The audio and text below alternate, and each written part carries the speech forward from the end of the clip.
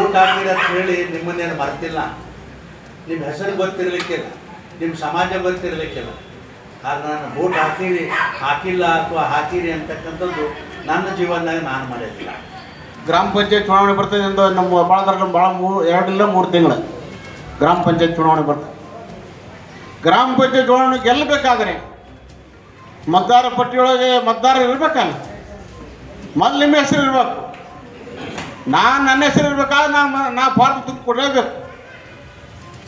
ಹಿಂದಿತ್ರಿ ಅದಂದ್ರೆ ಇಲ್ಲಿ ಕೇಳಲಿದು. ಈಗಾಗಲೇ ಇದ್ದಂಥ ಮತದಾರ ಪಟ್ಟಿ ಅದು ಹೇಳಿರಲ್ಲ ಸಂತೋಷ್ ಬಲ್ರು, ಈಗಾಗಲೇ ಇದ್ದಂಥ ಮತದಾರ ಪಟ್ಟಿ ಅದು ಪೂರ್ತಿ ಚಲಾವಣೆ ಇಲ್ಲ. ಈಗ ಹೊಸದಾಗಿ ಮತದಾರ ಪಟ್ಟಿ ಬರ್ತದೆ. ಅದಕ್ಕೆ ಹೊಸದಾಗಿ ಮತದಾರ ಪಟ್ಟಿ ಬೇಕಾದ್ರೆ ನೀವೆಲ್ಲ ಪ್ರತಿಯೊಬ್ಬರು ಮೊದಲು ನೀವು ನಿಮ್ಮ ಫಾರ್ಮ್ ತಗೋಬೇಕು, ನಿಮ್ಮ ಮನೆಯ ಸುತ್ತಲೇ ಇರಬೇಕು. ನೀವು ಮತ್ತೆ ಆರಿಸಿ ಬರಬೇಕಾದ್ರೆ ಯಾವ ರೀತಿಯಿಂದ ನಾವು ಯಾರ ಮತದಾರರನ್ನ ಹೆಚ್ಚು ಓಲೈಸಿ ಹೆಚ್ಚಿನ ಸಂಖ್ಯೆಯಲ್ಲಿ ಫಾರ್ಮ್ ತುಂಬಿಕೊಡುವಂಥ ಕೆಲಸ ಆಗಬೇಕು. ನಿಮ್ಮ ಮನೆಗೆ ಯಾರು BLO ಅಂತ ಬರ್ತಾರೆ. BLO ಅಂದರೆ ಇವತ್ತು ಅಂಗನವಾಡಿ ಟೀಚರ್ ಇರ್ಬೋದು, ಇವತ್ತು ಕನ್ನಡ ಶಾಲೆ ಟೀಚರ್ ಇರ್ಬೋದು, ನಿಮ್ಮ ಮನೆಗೆ ಬರ್ತಾರೆ. ಅವನಿಗೆ ಹೇಳ್ಬೇಕು ಫಾರ್ಮ್ ಕೊಡ್ರಿ ಏನು. ನೀವೇ ಹೋಗಿ ಕೇಳ್ಬೇಕು, ಈ ಮನೆ ಫಾರ್ಮ್ ಕೊಟ್ಟಿಲ್ಲ ಸರ್, ಫಾರ್ಮ್ ಕೊಡ್ರಿ ನಾಳೆ ತಂದು ಕೊಡುವವ್ರೆ ನಾವು.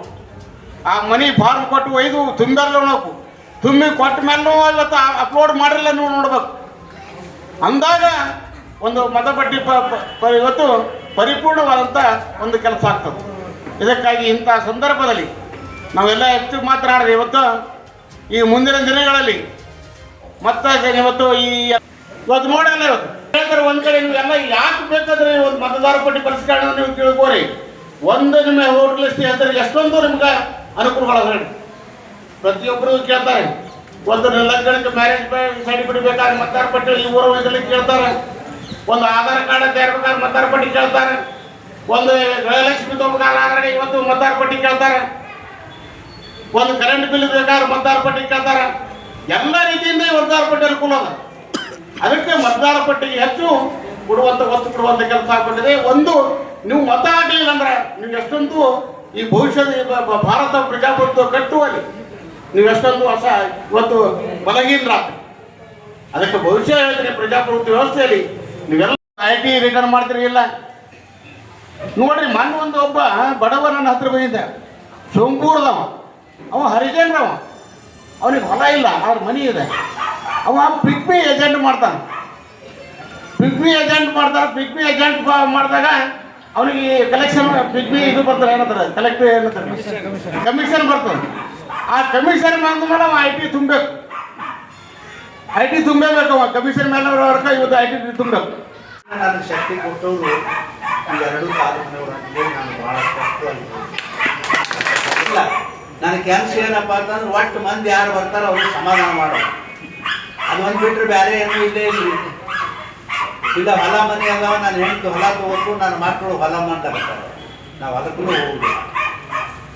ಮುಂಜಾನೆ ಎದ್ದ ಕೂಡಲೇ ಕೆಲಸ ಏನಂದರೆ ನಮ್ಮ ಕಾರ್ಯಕರ್ತರನ್ನ ಸಂಭಾಳಿಸೋ ಕೆಲಸ ಒಂದೇ. ಅದು ಎಲ್ಲ ಕಾರಣಕ್ಕಾಗಿ ತಾವೆಲ್ಲ ನನಗೆ 4 ಸಲ ಈ ಚುನಾವಣೆಯಲ್ಲಿ ನಾನು ಗೆಲ್ಲಿಸಿದ್ವಿ.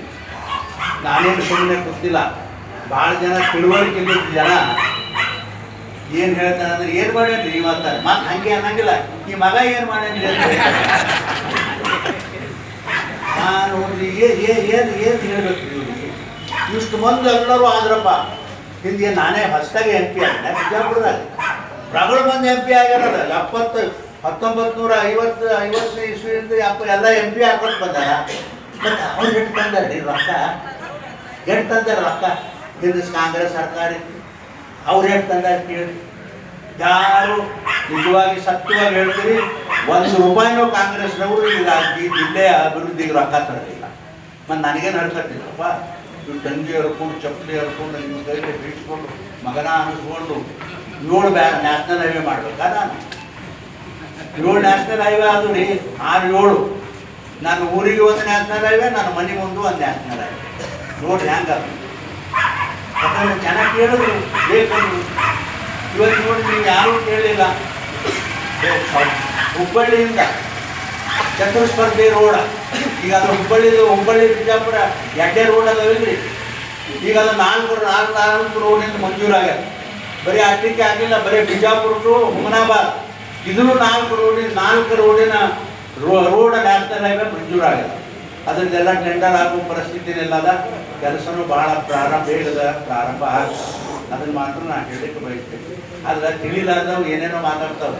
ಅದು ಕಾಂಗ್ರೆಸ್ನವ್ರಿಗೆ ಅವ್ರಿಗೆ ಜಮಾನೆ ಗಂಧೆ ಇಲ್ಲ. ಅದು ಆ ರೋಡವ್ರು ಗೊತ್ತಿಲ್ಲ, ಅವ್ರು ಕೆಲಸ ಮಾಡೋದು ಗೊತ್ತಿಲ್ಲ, ಏನೂ ಗೊತ್ತಿಲ್ಲ. ಏನೇನು ಮಾಡ್ಯಾರ ಅವರು? ಇಷ್ಟು ವರ್ಷ ಆಯ್ತು, ಇಷ್ಟು ವರ್ಷ ಆಯಿತು. ಎಷ್ಟು 70 ವರ್ಷ ಈ ದೇಶದಾಗ ರಾಜಕಾರಣ ಮಾಡಿದ್ರು. ಮೋದಿಯವ್ರಂಗೆ ಒಬ್ಬರೇನು ಮಾಡಿದ್ರೆ ಗಂಡು ಮಗ 12 ವರ್ಷನಾಗ ದೇಶದ ಚಿತ್ರನೇ ಬದಲು ಮಾಡಿ ಒಂದು ಇಡೀ ದೇಶದ ಚಿತ್ರ ಬದಲು ಮಾಡಿದ್ರು. ಎಲ್ಲಿ ನೋಡದಲ್ಲಿ ರೋಡ್ಗಳು ಮಾಡಿದ್ರು, ಎಲ್ಲಿ ನೋಡದಲ್ಲಿ ಡಬಲ್ ರೈಲ್ವೆಗಳು ಮಾಡಿದ್ರು. ರೈಲ್ವೆ ರೋಡ್ ಹಿಂದ ಕಾಶ್ಮೀರ, ಜಮ್ಮು, ಲಡಾಖ್ನಾಗ ಅಭಿವೃದ್ಧಿ ಅನ್ನೋದು ಗೊತ್ತಿದ್ದಿದ್ದಿಲ್ಲ. ಅಭಿವೃದ್ಧಿ ಅಂದ್ರೆ ಏನಂತ ಕೇಳ್ತಿದ್ರು ಜನ. ಇವತ್ತು ಜಗತ್ತಿನಲ್ಲಿ ಅತ್ಯಂತ ಎತ್ತರವಾದಂಥ ಒಂದು ಬ್ರಿಡ್ಜ್ ಮಾಡಿ ಇವತ್ತು ರೈಲ್ವೆ ಸಂಪರ್ಕ ಮಾಡಿದ್ರೆ ಆ ಮೂರು ಜಿಲ್ಲೆಗಳಿಗೆ. ಇದು ಹಿಂದೆ ನಿಮ್ಗೆ ಯಾಕೆ ಆಗಿಲ್ಲ? ದಾಡಾಗಿತ್ತ ನಿಮಗೆ ಮಾಡಕ್ಕೆ ಬರೀ ಏನು ಮಾಡಿದ್ರಿ? ಕೊಳ್ಳಿ ಹೊಡೆದ್ರಿ. ಈ ದೇಶದ ಕೊಳ್ಳಿ ಹೊಡೆದು ಏನು ಮಾಡಿದ್ರಪ್ಪ ಅಂದ್ರೆ ದೇಶದ ಪರಿಸ್ಥಿತಿ ಇಡೀ ಜಗತ್ತಿನಲ್ಲಿ 14ನೇ ಸ್ಥಾನದಾಗ ತಾನು ನಿಂದಿರಿಸಿದ್ರಿ ನೀವು. ಎಷ್ಟನೇ ಸ್ಥಾನ ರೀ? 14. ಮೋದಿ ಅವರು ಬಂದ ಮೇಲೆ ಇವತ್ತು ಜಗತ್ತಿನ ಆರ್ಥಿಕ ಸ್ಥಿತಿಯಲ್ಲಿ 3ನೇ ಜಾಗದಾಗ ತಾನು ನಿಂದಿರ್ತಾರೆ ಗಂಡ ಮಗ. ಮತ್ತೆ ಇವ್ರ ಕಾರಣ ಮಾಡಿರಪ್ಪ. ಅದಕ್ಕೆ ನೋಡ್ರಿ, ಇವರು ಎಂತ ನನ್ನ ಬಾಯಿಲೆ ಅನ್ನೋದು ಬೇಡ. ಇವ್ರು ಏನು ಜಗತ್ತಿನಾಗ ಈ ದೇಶದಾಗ ಏನೇನು ಕೆಲಸ ಮಾಡಿಲ್ಲ, ಲೂಟಿ ಹೊಡೆಯೋದು ಕೆಲಸ ಮಾತ್ರ ಮಾಡ್ಯಾರ. ಯಾಕಂತಂದ್ರೆ ನೋಡ್ರಿ, ಇದೇನು ಗೊತ್ತಿದ್ದಿಲ್ಲ. ಸೀದಾ ರೈತರಿಗೆ 4 ರೂಪಾಯಿ ಕೊಟ್ಟ ಅವ್ರ ಅಕೌಂಟಿಗೆ ಹೋಗ್ಬೇಕನ್ನೋದು ಗೊತ್ತಿದ್ದಿಲ್ಲ. ಇವ್ರು ಗೊತ್ತಿತ್ತು, ಆದರೂ ಮಾಡಲಿಲ್ಲ ಕೆಲಸ. ಇವತ್ತು ನರೇಂದ್ರ ಮೋದಿ ಅವರು ಬಂದ ಮೇಲೆ ಏನು ಮಾಡಿದ್ರು? ಡೆಲ್ಲಿ ಒಳಗೆ 10 ರೂಪಾಯಿ ಮಂಜೂರು ಯಾರಿಗಾದರೂ 10 ರೂಪಾಯಿ ಅವನ ಅಕೌಂಟಿಗೆ ಬರ್ಬೇಕು ನೇರವಾಗಿ, ಯಾರ ಕೈಗೂ ಹೋಗಂಗಿಲ್ಲ. ಇದ್ಯಾಕೆ ತಿಳಿಲಿಲ್ಲಪ್ಪ? ಇದ್ಯಾಕೆ ತಿಳಿಲಿಲ್ಲ ನಿಮಗೆ? ತಿಳಿದಿತ್ತು, ಆದ್ರೆ ನಿಮಗೆ ಲಂಚ ಸಿಗೋದಿಲ್ಲ ಅನ್ನೋ ಕಾರಣ ನೀವು ಮಾಡಲಿಲ್ಲ. ಅದಕ್ಕೆ ಇವತ್ತು ನೋಡ್ರಿ ಅವ್ರ ಮೈಯಾಗ ಉರಿಲಾಕತ್ತ. ಬಿಜಾಪುರ ಜಿಲ್ಲಾ MP ಮಾಡಿದ ಕೆಲಸಗಳನ್ನು ನೋಡಿ ಮೈ ಉರಿಲಾಕತ್ತದ. ಅವ್ಕ ಯಾಕಡೆ ಆಲಕತ್ತ.